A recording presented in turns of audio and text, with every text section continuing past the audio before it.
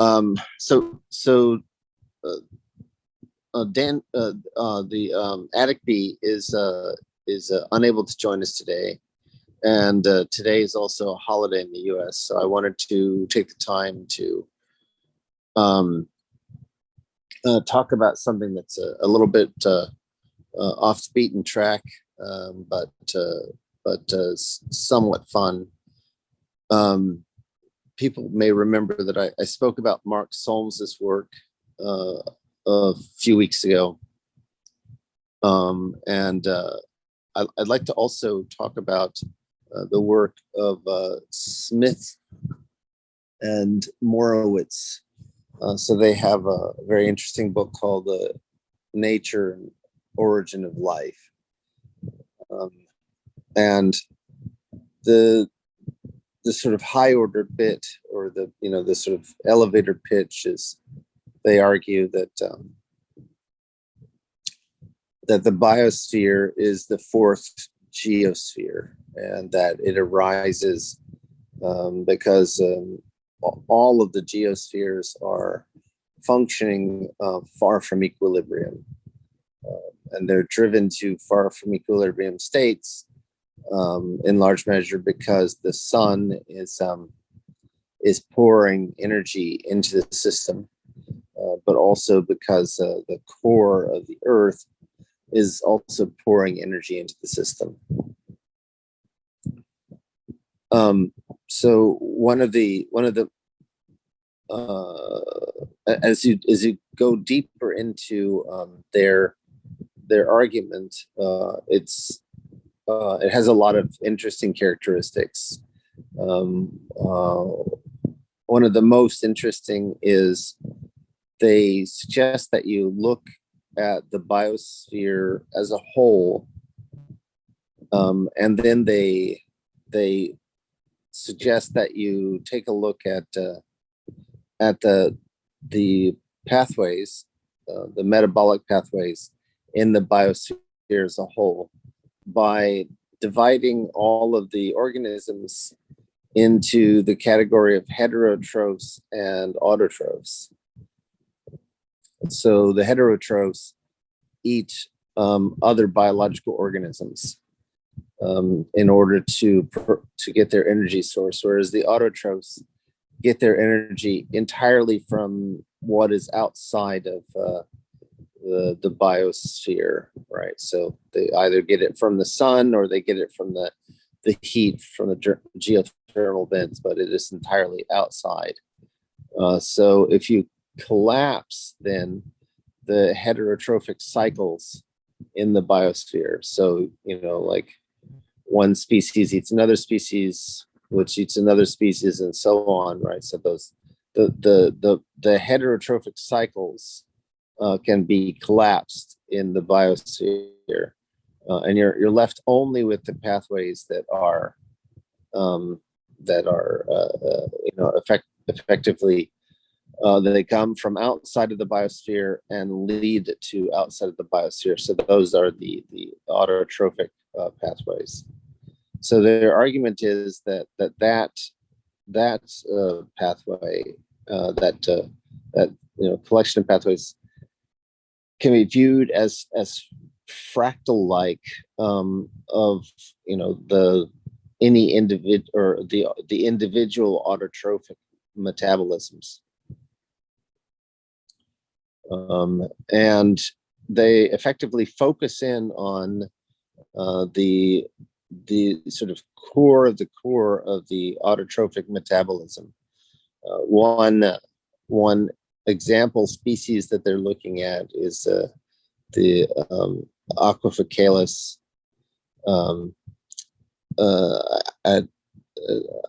I believe it's a bacterium, but I'm not, this is not my area of science, so but I believe it's a bacterium.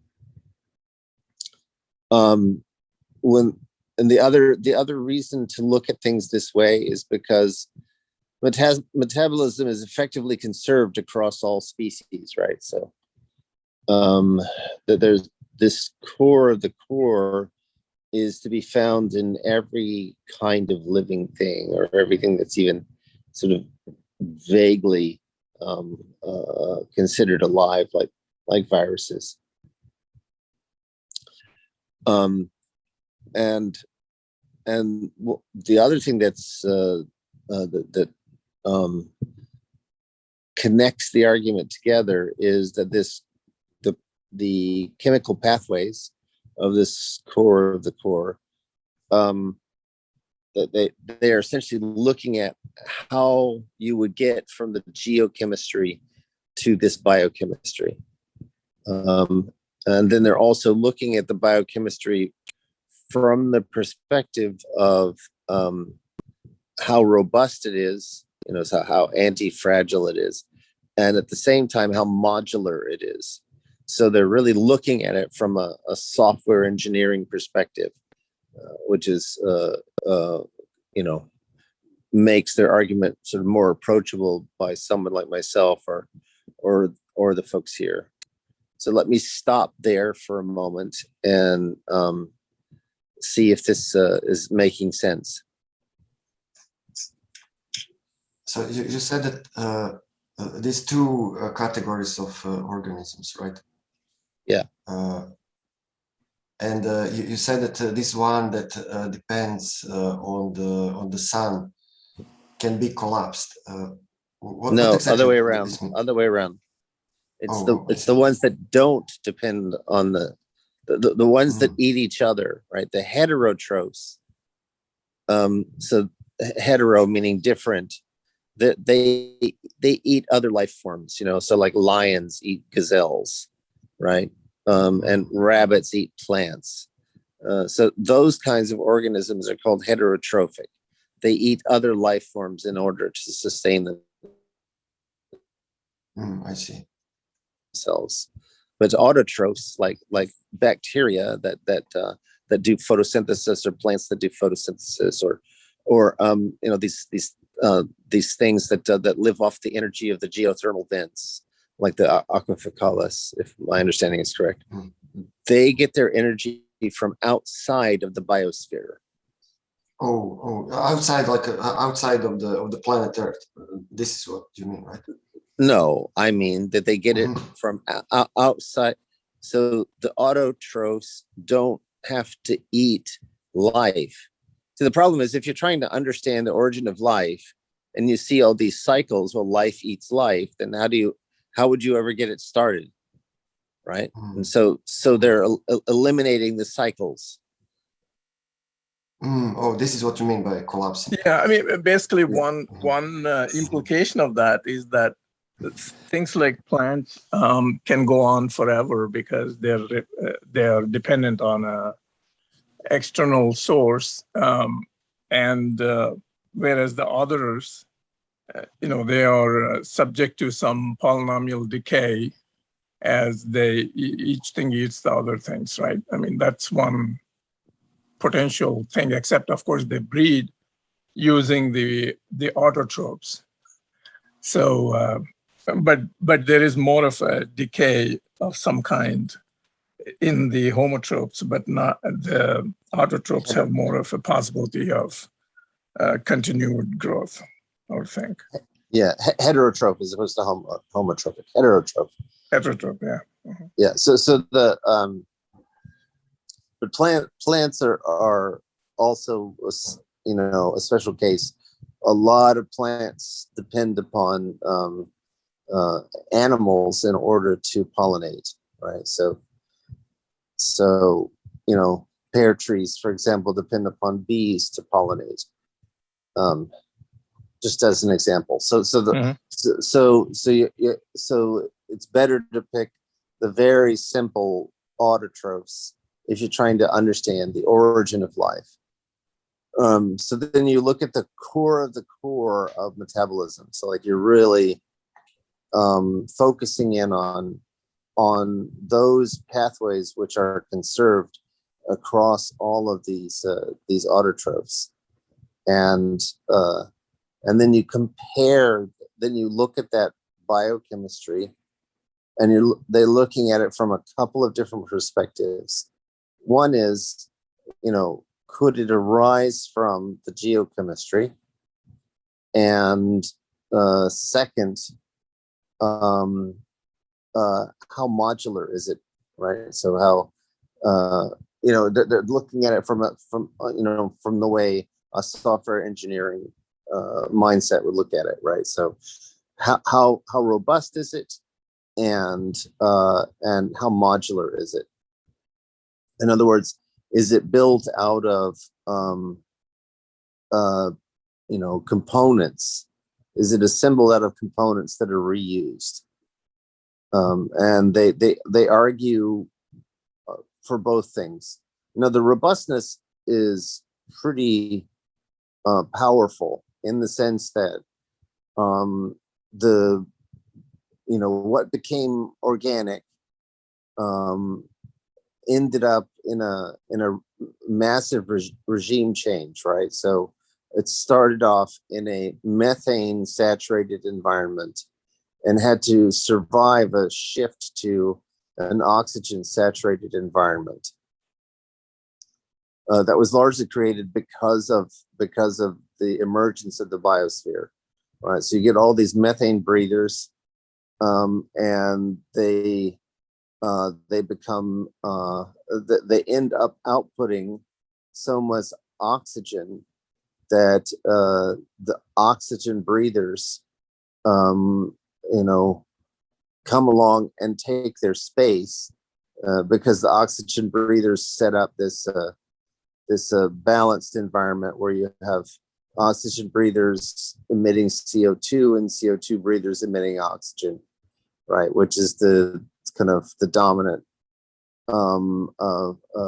paradigm, in today's biosphere, right? But that was all jump started by the methane breathers. It turns out that the methane, the methanogens, again, forgive my pronunciation, their core metabolism is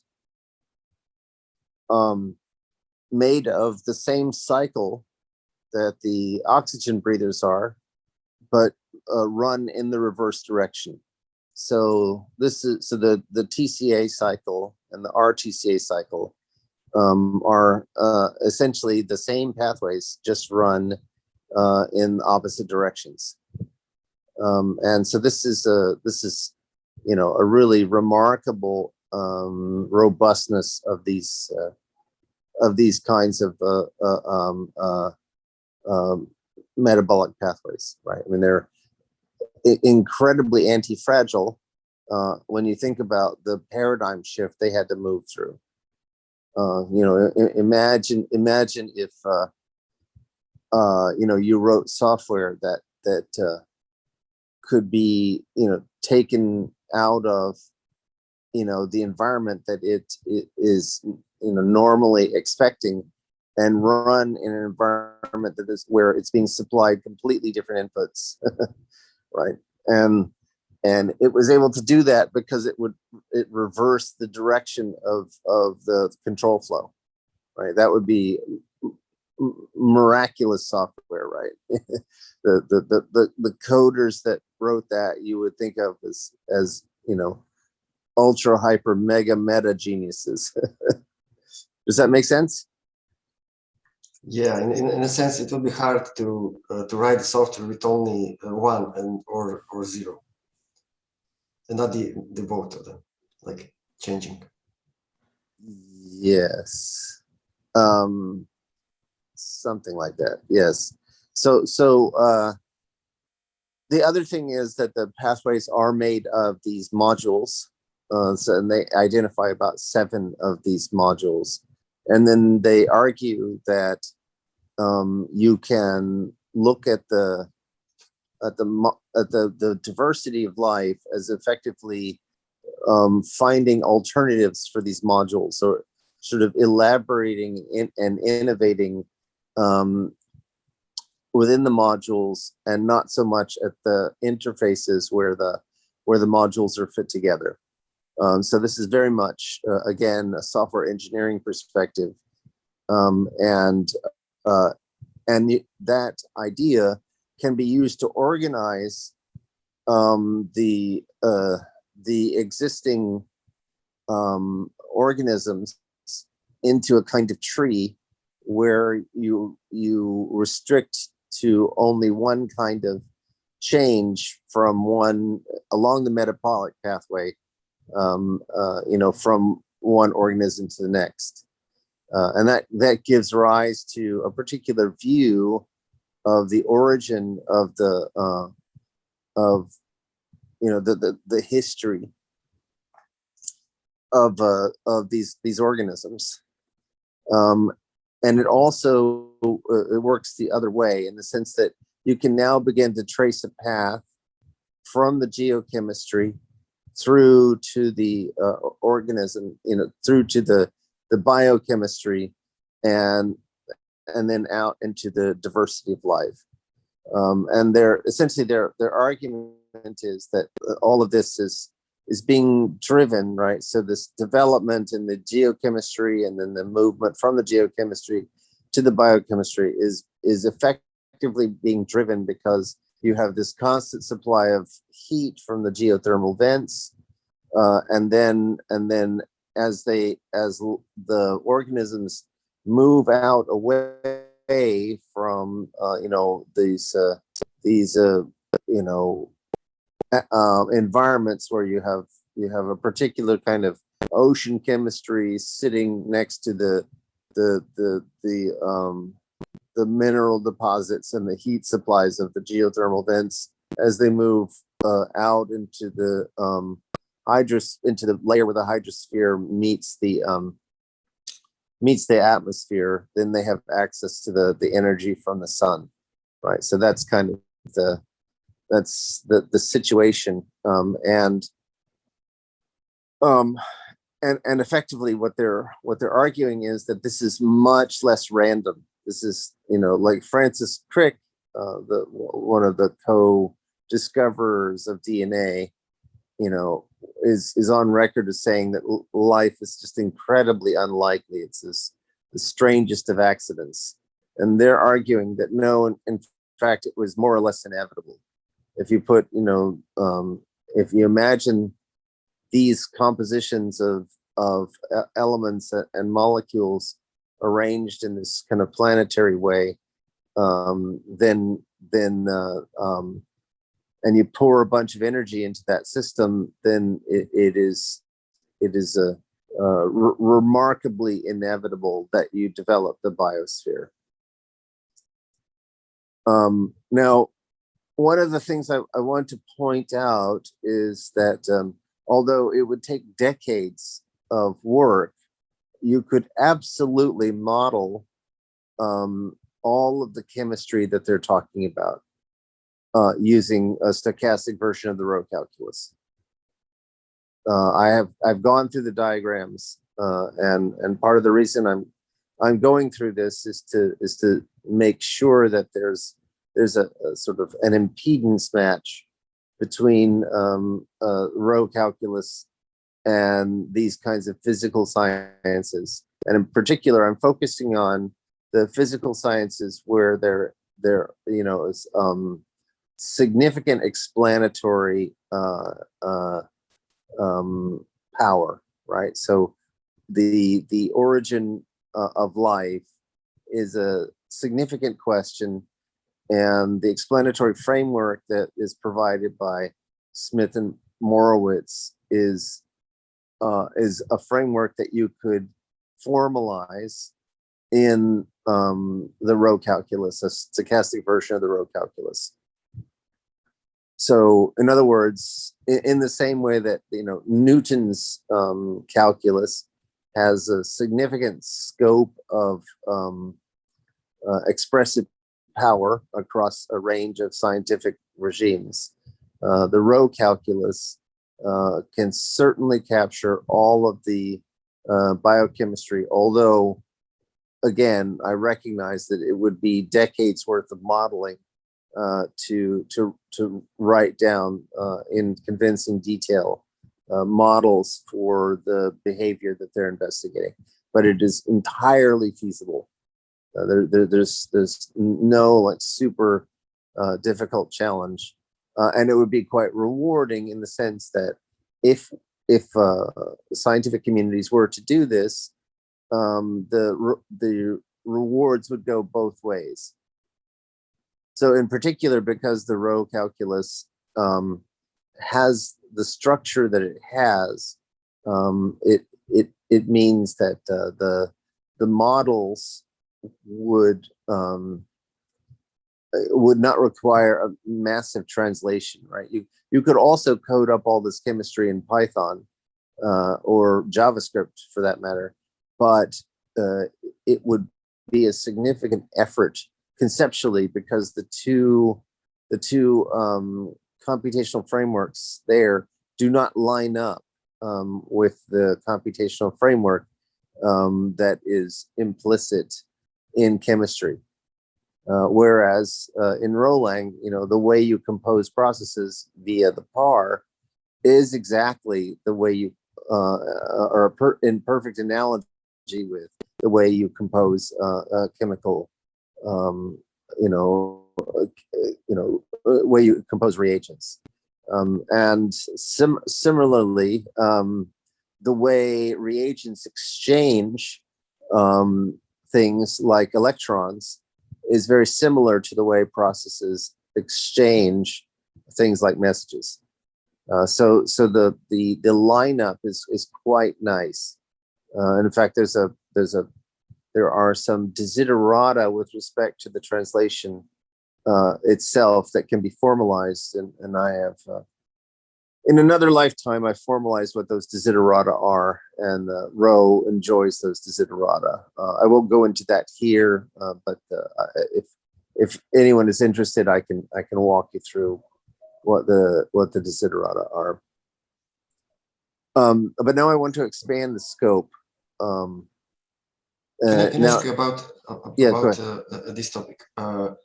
What would be the goal of how we can be like how can we know that we achieved something? So, for example, if their hypothesis is correct, we should be able to just turn on the simulation and see organisms beginning to spring up, right? So we would see processes that in aggregate look like bacterium. So they are so in a sense this they're suggesting that we will see something similar or we already see here on Earth. Not maybe something strange that we cannot recognize, but still it's like a living being. Yes, that's correct. Because of chemistry that we have here. Yes. And remember, it's chemistry far from equilibrium, right? These are not equations that are like running in this kind of balance, well, we're going to go forward for a while, and then backward for a while, then forward for a while, then backward for a while. Nothing like that, right? They're driven extremely to one end of the behavior because there's just energy being poured into the system. But the point I forgot to make earlier, I said you would get rewards in both directions. Chemistry is, and especially chemistry under these far from equilibrium conditions and under selective pressure, that is one hell of a coder. And there are all kinds of fascinating design patterns that we should be learning. We're babies, really, really quite naive and novice at coding large-scale parallel systems. And so the effort of learning the design patterns in geochemistry on its way to biochemistry, and biochemistry on its way to living organisms, learning those design patterns would be of significant value to humanity. So we can imagine simple things like an immune system becomes a security system, right? So that's a design pattern that we could simply take from living organisms and apply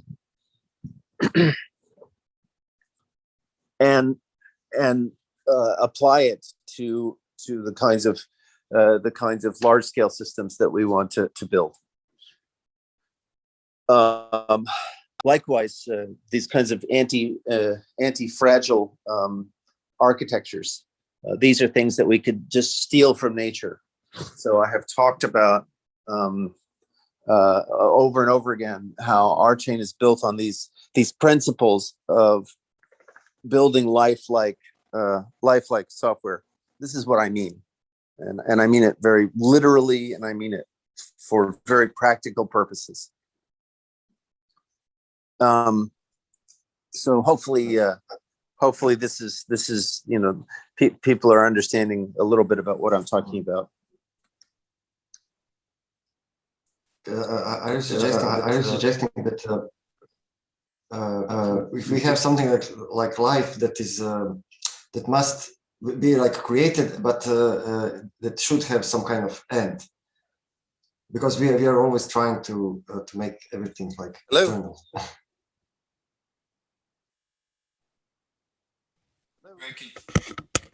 Greg, can you hear us? Hello? Greg, are you there?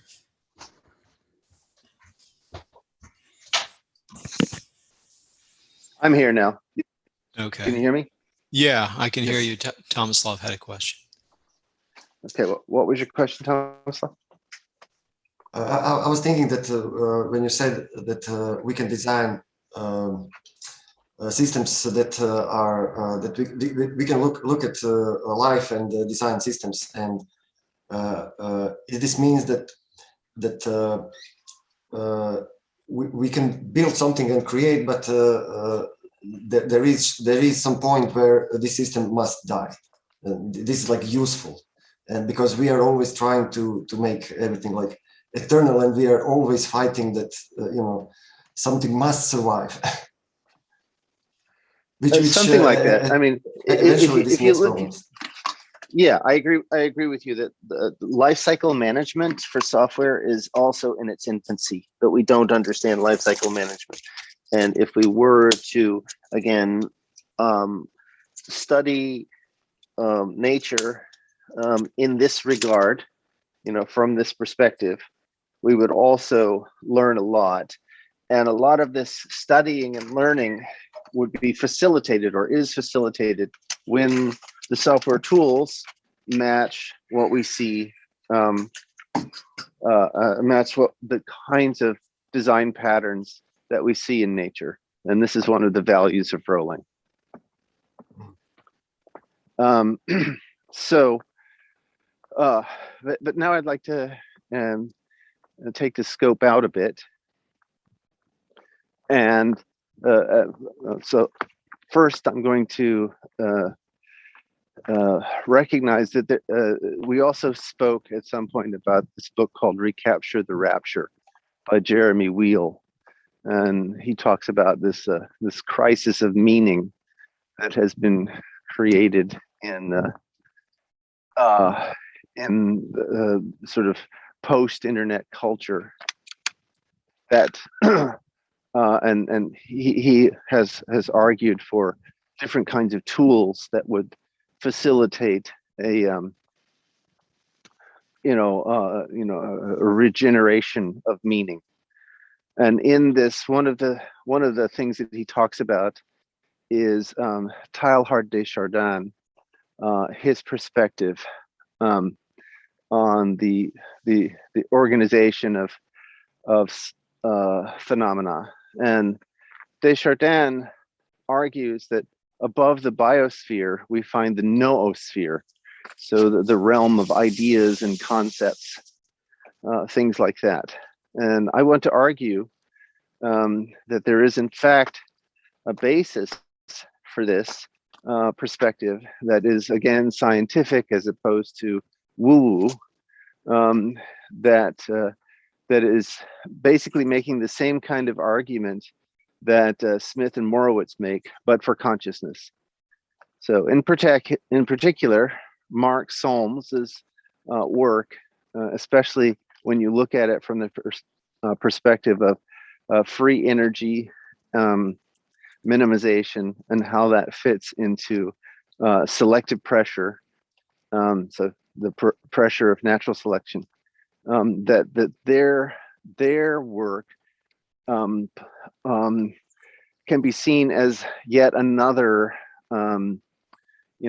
inevitable sprouting. So you take the geochemistry, you put it in a far from equilibrium state, and you will get life.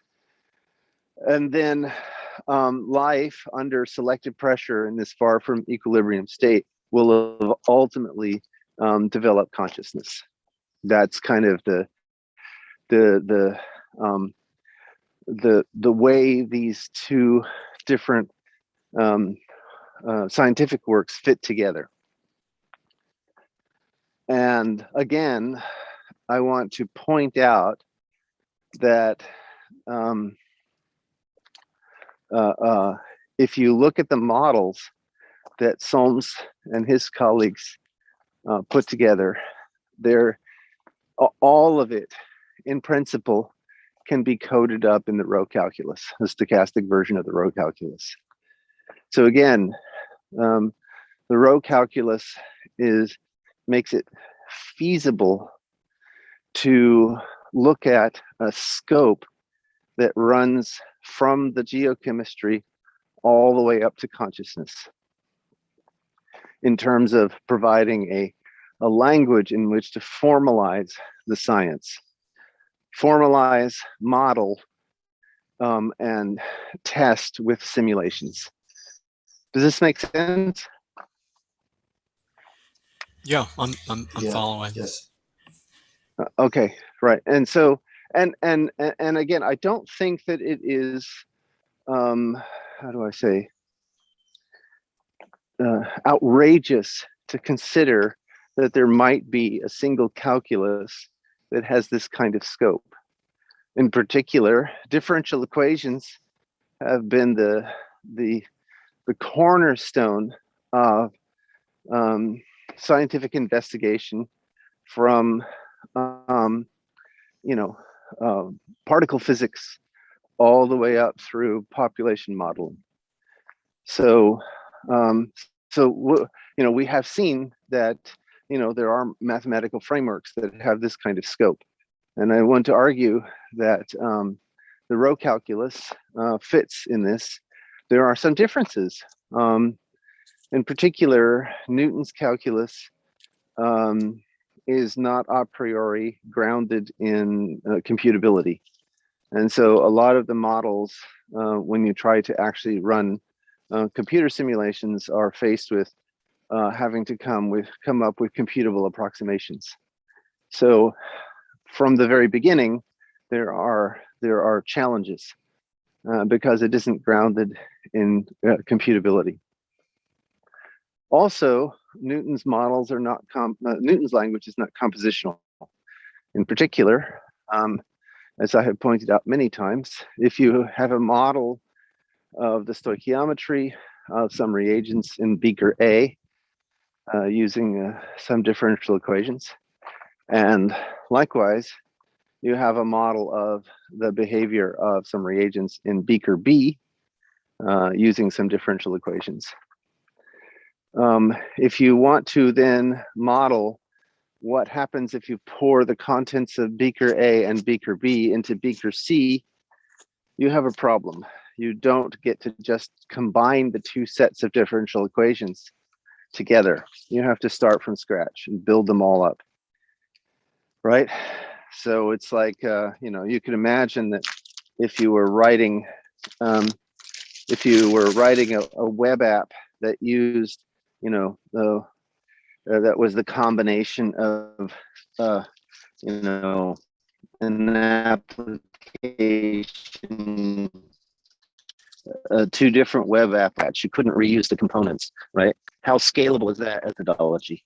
It's not particularly scalable, and you know, modern developers would complain and look for modular architectures that they could compose in order to build the composite application, right? So these kinds of, again, computability and software considerations select for different ways of formalizing than was originally the kind of societal pressure that was put on, you know, formalizing science, you know, 400 years ago. Is this making sense and people understanding the critique? Yes. Yes. Right. So, so in particular, compositionality is a very, very important feature, and at least as regards to differential equations, compositionality is not its forte. And then there are other critiques, but I do want to point out that if I have a set of differential equations and I don't tell you what they are modeling, right? And I have another set of differential equations expressed in different variables, you know, potentially exhibiting different dynamics because of the way they have been, you know, the differential equations have been organized or factored. There is no principle by which we judge whether or not these two differential equations, systems of differential equations, are the same. There's no notion of equality that is generally applicable here. But this is a problem, right? We know that there are often we want to be able to transport dynamics from one domain to another because there are these common dynamical these common behavioral patterns that can shift from one domain to another. And so by contrast, the rho-calculus, along with the other mobile process calculi, enjoy bisimulation, which not only provides this ability to compare the dynamics of formal models, but also gives us the basis for substitutability and classification. Right. So that's the other side of the coin of not having a notion of something like bisimilarity. We have a problem when it comes to classifying systems, right?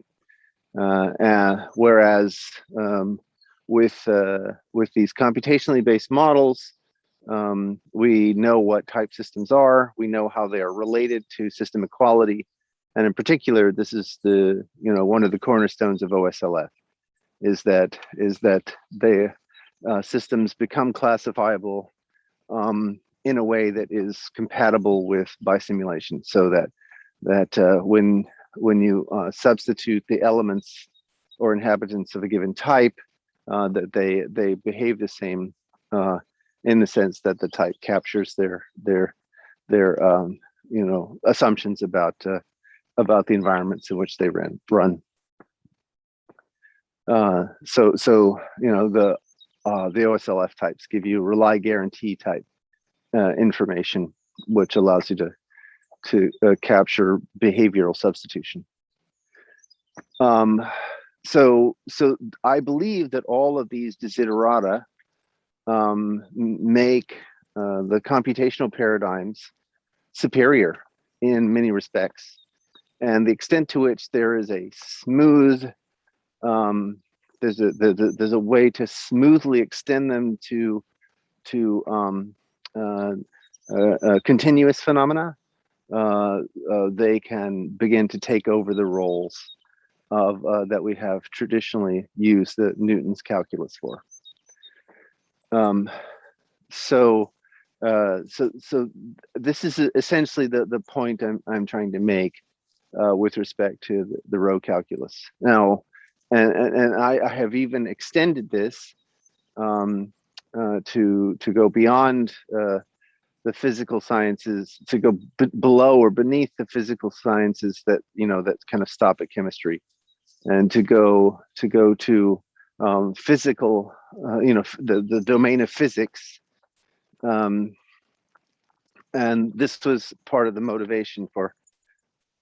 This is part of the motivation for the space calculus and other research programs, such as modeling geometric things or topological things like knots, and modeling geometric phenomena. The point is that I believe the rho-calculus, or one of its descendants, or many of its descendants, will offer a framework, a mathematical framework, in which to go after the sciences aggressively, and will have significant benefits when it comes not only to providing a modular and maintainable knowledge base of scientific understanding, but also a much better framework for classification and comparison.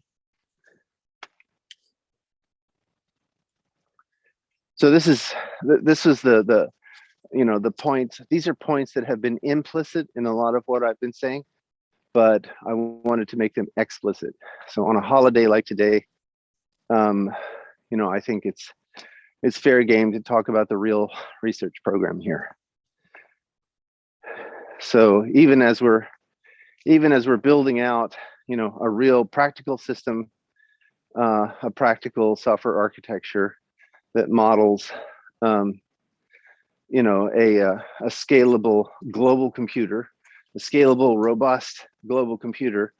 The point is that global computer, it can be turned to not just things like storage mechanisms and governance systems, but it can also be turned to building large-scale simulations of physical phenomena that are important for us to understand. And there's a significant advantage for us to understand, because it will also improve our software systems. So I'll stop there and see if there are any questions. And in particular, I'm most interested to see if people have understood the argument I'm making. Yeah, this makes sense for me. I mean, now I'm connecting what you said previously about, for example, how immune system can help us to build like better defense on the blockchain network, or this kind of stuff. I wonder, Greg, what do you see as the... Greg, you're on mute. Do you hear me? I do, yes. Yeah, I'm going on mute while I'm giving other people a chance to talk. Oh, okay. Oh, okay. All right. Yeah, no, I was wondering, at this current stage, what do you think is the quote unquote Achilles heel of rho-calculus? I mean, we're talking about, you talked about the advantages over, say, differential equations and things like that. But do you see anything being somewhat of a difficult or intractable problem at the moment, or? Yeah, so in particular, describing geometric things at the current stage is non-trivial, right? It requires some significant adaptation of the conceptual framework to describe geometric things. So that's one place. The other place is the continuum. So I mean, you can certainly imagine that the source of names is not discrete, but is the continuum, right? So you have the uncountable number of names. And I have thought a lot about those kinds of systems and in particular, there's some interesting relationships between the new operator in the pi calculus and Galois extensions. But I think that there's a lot of work to be done to make the apparatus of continuity smooth. So geometry and continuity are two places where there's work to be done. But it's the same with I mean, I fully in the same way that Newton's framework, it took several hundred years for it to be applied to such a wide range of physical phenomena. I imagine it's going to be probably 100 years before people actually understand that you could take a language like the rho-calculus and apply it to and get significant science done. Mm-hmm. I think that's gonna take a long time before people begin to recognize, oh, okay, I see. But once that's done, once people really grok, the potential, the possibilities here, I think that then people will start growing the calculus in ways that I didn't predict or that couldn't have been predicted. The street finds its own uses for things. So given the limitation in geometry, then does that mean that, say, if you're trying to apply rho-calculus to an optimization problem or something, would that be a complicated affair at this point in time? Not necessarily. Optimization problems are not necessarily intrinsically geometric. Okay. Yeah, I mean, the reason I'm probing that, I guess we're getting close to the hour, but I mean, one of the things I do is I study failures elsewhere to see how that applies to, say, either software engineering or business strategies or policies in general, economic or otherwise. One of the things that caught my attention this last week was Astra had put out their rocket. They're trying to compete with SpaceX and others. And that rocket went sideways initially for a period of time before taking off, and they had to kill it before it even reached its second point where the debris can safely fall. Now, the reason for that was they had 5 engines in there, and one of the 5 engines immediately failed after it ignited. So their thrust to mass equations got screwed up, right? So they were cutting it too close. And then there's the related thing in the optimization and stabilization type of thinking, that whether it's policies or business strategies or whatever, thinking in terms of third derivative, to say, how do you make sure that you have growth that is stable and yet you have a degree of control. Typically, people think in terms of third derivative. So I was kind of trying to put those things together. Obviously, one thing these guys should have designed for is not only thrust per. I think they did not even design for second derivative, leave alone third derivative. But basically, if thrust to mass is the parameter that you would design a rocket on, they should at least have said, okay, well, if that goes down, what happens to the thing, right? So it seems like that was missing in their design. So now you can take the same kind of thing, basically rate of change or acceleration or rate of change, which is the third derivative as jerk, and then apply to different systems. And this is, in my mind anyway, very heavily in the differential equations side of things. That's why I'm wondering this bisimulation and rho-calculus, whether you can apply optimization along those lines to say, well, I want it to be at least good until the third derivative. Is that simple enough to do or not? Not very simple. That's kind of where I was thinking, because I'm interested in this systems dynamics modeling for problems in the areas that I talked about earlier. So yes, but notice that, like, notice how Newton's thinking has crept into your conceptual framework, yeah, right? it has. I mean, it's very much based on that at this point, only because systems dynamic modeling itself is based on that. Right. But this is my argument is that it's time to wake up and notice the failings of that framework. So in particular, there is no global clock. You're never going to get a global clock.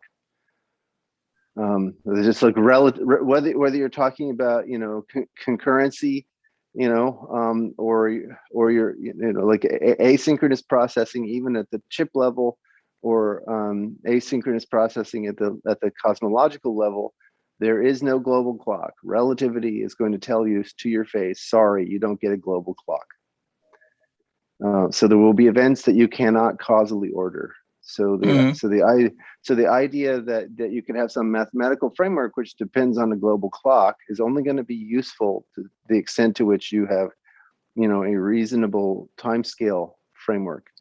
And so, even at the level of cells, right, that breaks because inside the membrane of the cell, the signaling is happening at the femtosecond level, whereas the production of proteins, you know, inside the nucleus of the cell is happening at the, you know, the seconds or minutes level. So they're orders of magnitude apart, and so your differential equations, which are not robust to time scaling, break.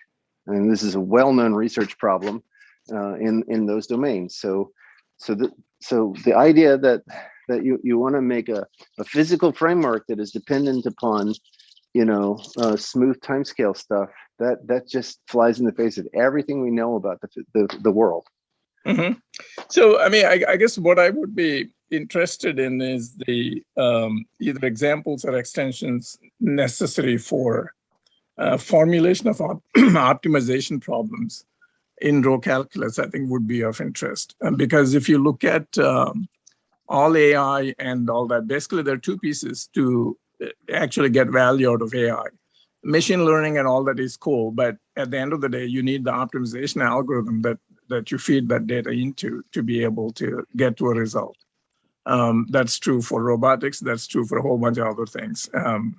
So if there is a kind of an optimization examples of formalization,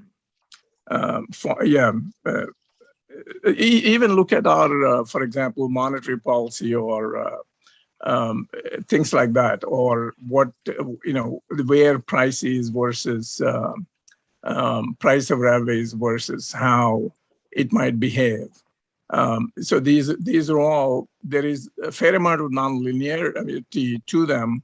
And yet we need to get to some model that tells us, okay, well, we understand there's a lot of nonlinearity, but at the end of the day, it should be within this envelope or within this trajectory. That sort of a thinking is necessary for us to be effective.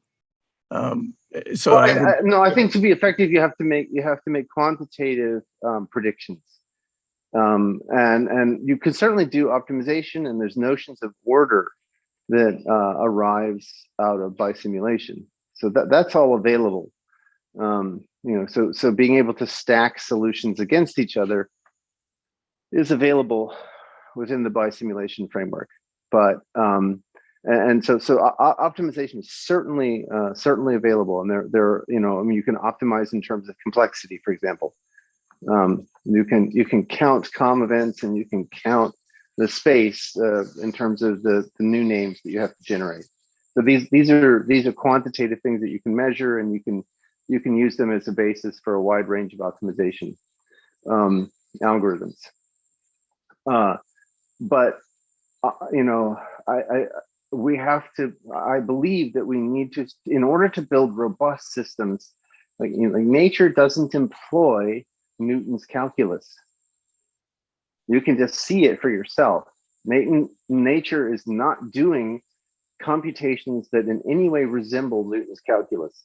And nature is much, much, much better, orders and orders and orders of magnitude better at scaling than we are.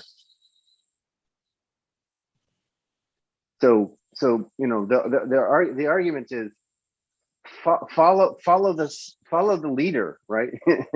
Nature is a much better leader at building systems to scale. Yeah, I'm saying we need the education and the crutches to necessary to build the.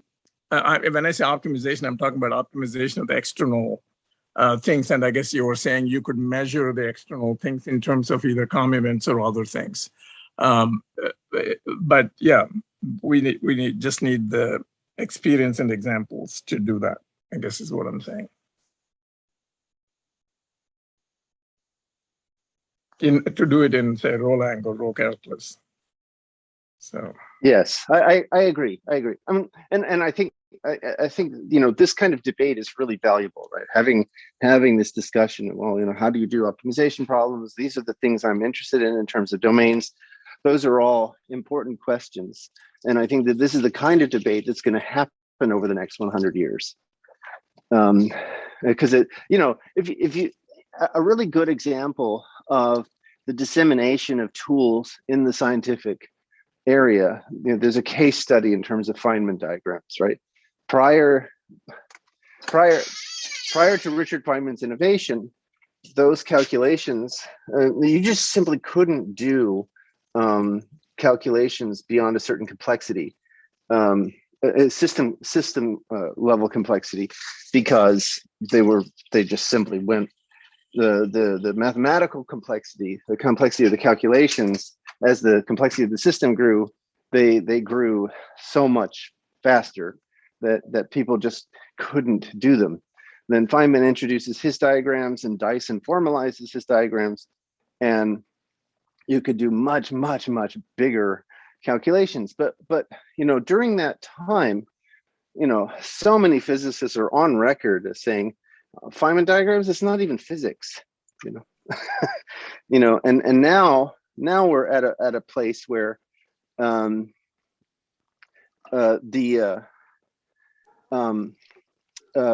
people try to distort and bend Feynman diagrams to do all kinds of things that they were never intended for, just because they were so successful. And I think the same thing has happened to Newton's framework, and most likely the same thing will happen to the computational frameworks that come after, such as the rho-calculus or things like that. I know that Bob Kuka believes that he's got a framework in terms of the monoidal calculi that he looks at that potentially could model the range of phenomena that I'm talking about. I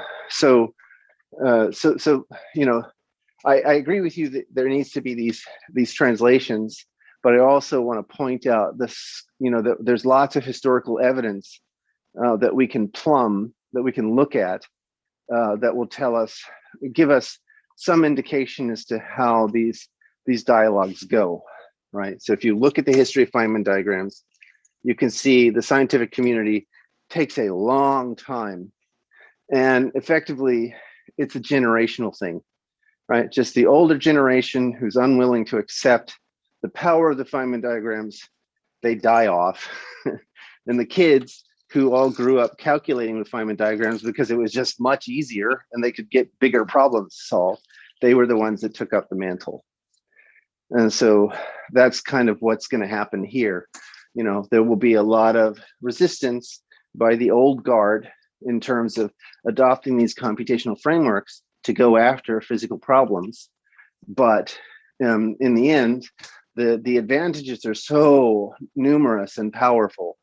And I just listed but just a few that they will overwhelm. They will succeed in the end, but you have to kind of wait for the kids to learn the tools, as opposed to trying to educate the old dogs new tricks. Anyway, we're way over time. So thank you so much for the opportunity to chat about these things, and I'll see everyone in Dev Stand Up. All right. Thanks. Bye-bye. Thanks.